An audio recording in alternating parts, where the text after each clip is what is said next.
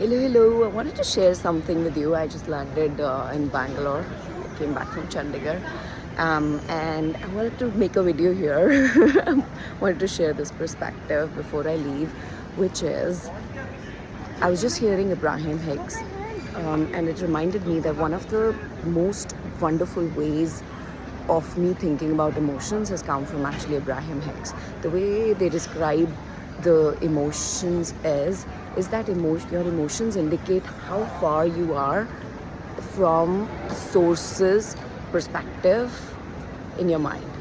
So what that means is, and what I'm calling source, you can call anything, right? Like whatever the supernatural power that you believe in. It could be nature, universe, it could be your logical brain, if that's what feels good to you. But what she says is that your emotions show you the blend of that perspective and the perspective you're choosing right now. So for example, if you have a thought right now that, oh my god, what have I done? I shouldn't have done this. This is going to be terrible, and that makes you feel terrible. Then the reason you feel terrible is because the source's perspective is the opposite of that, and the extent to which you feel terrible is the extent to which that perspective differs from the source's perspective. So when you're thinking, oh my god, I shouldn't have done that, this is going to be terrible, source is thinking, no, this is going to be great, you don't have to worry.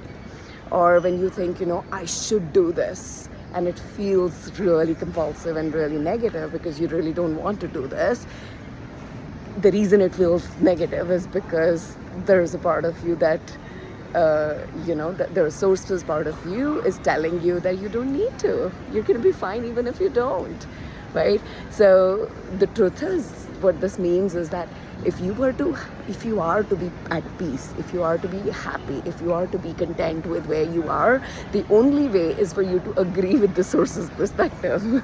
Because if you don't agree with the source's perspective, then you're gonna be in the negative emotion, in the resistance, what they call it.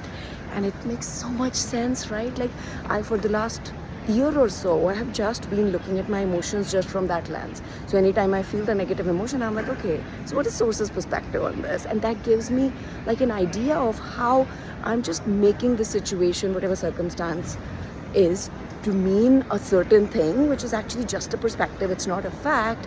And that the source's perspective is completely opposite. And why don't I line up with that? And the moment I line up with that, even though the situation hasn't changed, the feeling changes. And when the feeling changes, I show up differently, and I end up making that whatever perspective I chose work for me. So this has been so amazing. Try it out, okay? What it really means is that in every situation, when you're feeling negative, first of all, there's no problem, because all it means is you have a different perspective and you can move to a different perspective, and that would make you feel better. But even if you don't, who cares? It's a safe environment. You can keep holding on to that resistance, but at some point something will happen. You'll sleep or you'll get distracted, and your perspective will automatically change, right? When we sleep, our perspectives just go on a halt, and the next day is a fresh opportunity for us to choose different perspective. And a lot of us are really good at doing that. That's why we feel a lot of things just melt away when we give it time, right? So try this out. And what I want you to remember is what this really means is that you can't have thoughts about yourself which are like, I'm terrible, I'm not doing this right, I am not good at this, and feel good.